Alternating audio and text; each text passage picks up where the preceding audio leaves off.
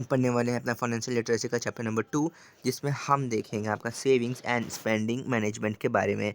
तो saving and spending management के बारे में हम देखेंगे। तो सबसे पहले आपका आता है कॉन्सेप्ट नीड एंड वांट का, like for purchasing and car. तो आप कैसे डिसाइड करोगे कि आपकी क्या क्या नीड है और क्या क्या वांट्स हैं। यानी कि नीड तो वो होती है जैसे रोटी कपड़ा मकान, जो आपकी बेसिक नीड्स होती हैं, बेसिक एमिनिटीज़ होती हैं फॉर सर्वाइवल। एंड वांट होता है आपका मतलब चाहत, क्या आप आईफोन चाहते हो, you want to purchase a car. और कार भी आप सिंपल कार भी आप ले सकते हो, लेकिन you want to buy the luxurious car like Ferrari, Mercedes, Lamborghini etcetera. ठीक है, तो इसका क्या करें आप देखो, जैसे 25/10। तो 10 क्या होगा आपकी EMI मंथली सैलरी। ठीक है, 5 ईयर का आपने लोन लिया परचेज करने के, एंड 20% आप डाउन पेमेंट करोगे। आपकी CTC है 15 लाख की, जिसमें आप 1.5 लाख पर एनम के हिसाब से आप पैसे उठाते हो कंपनी से। 90 लाख का EMI आपकी बनती है 10,000, तो 10 यानी 1,20,000, तो आपका 6 लाख के बनता है। तो इनकम हो गया आपकी, सेविंग्स होगी 50% और आपके एक्सपेंसेस हो जाएंगे 50%, including the EMI and your credit card का बिल। तो need all the basic requirement are necessary for the survival. Want are desired, जो इस तरह कहा था कि वांट आपकी चाहत होती है, that everyone want to have but are not essential for the survival के लिए essential नहीं होता है। Then comes the spending management is a part of the control and improving the way which the person is spending his money, उसको लोग बोलते हैं spending management। How to manage the spending can be managed by the following ways। पहला जगह prepare a budget। आपको क्या करना होगा, सबसे पहले आपको बजट बनाना होगा। budget is an estimation of income and expenditure, it can prepare monthly, quarterly and half yearly on yearly basis। set goals, setting out the goals on financial goals like short terms and long term financial goals, the goals should be realistic and achievable होने चाहिए। then comes your track spending। tracking and spending help you to identify the area on which the corresponding generally happens। save your emergency, the emergency can be happen at any time। मतलब basically जो main motto या फिर जो aim होता है, should be to save an alternative 6 month worthiness of the expenses in case of the emergency. आपको कुछ emergency fund लेके चलना पड़ता है।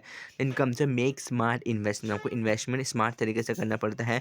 Investment on the money is a way of the growth and wealth over the time. A person should invest the money in such a manner that it should be diversify the risk in order to gain more. Then comes the spending habit. आपको impulse buying को avoid करना चाहिए, यानी कि कुछ भी पसंद में आया वो आपने खरीद लिया, वो आपको वैसी चीज़ आपको क्या करनी चाहिए, अवॉइड करनी चाहिए। Avoid the impulse buying. Impulse buying can be a major drain to your finances. In order to avoid the impulse buying and take at least 24 hours of thinking before you are making a final decision to purchase any particular commodity. आपको मतलब एक सूझबूझ तरीके से आपको किसी भी product को परचेज करना चाहिए। इनकम से सेविंग आपको bank deposit, saving account to deposit and saving interest rate आपका 3 से 4% होना चाहिए। एनी टाइम आप उसको विड्रॉल कर सकते हो सेविंग अकाउंट में।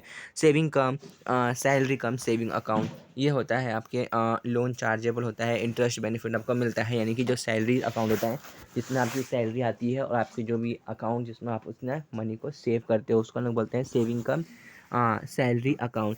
Then comes your fixed deposit account। The money deposited should be in a bank for the fixed period of time, जिसके साथ आपको fix amount of at higher rate of interest भी मिलता है, उसका नाम बोलते हैं fix deposit account. Withdrawal on maturity, but in case as per the mature withdrawal charges में भी अप्लाई होते हैं, लाइक इंटरेस्ट हो जाएगा 4 से 8 तक का ब्याज पे आपको पैसे मिलते हैं।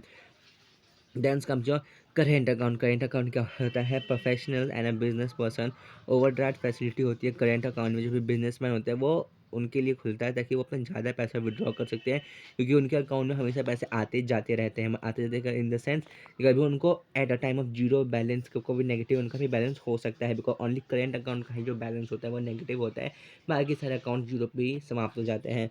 Then comes your recurring account. Fix monthly payment should be deposited in this account. The fix time period के लिए होता है, एंड इंटरेस्ट रेट भी इस पर काफ़ी फिक्स और अच्छी तरीके से मिलता है, आपको इंटरेस्ट रेट देखने को इसमें मिल जाता है। Then comes a premature withdrawal is allowed but the charges are being applicable.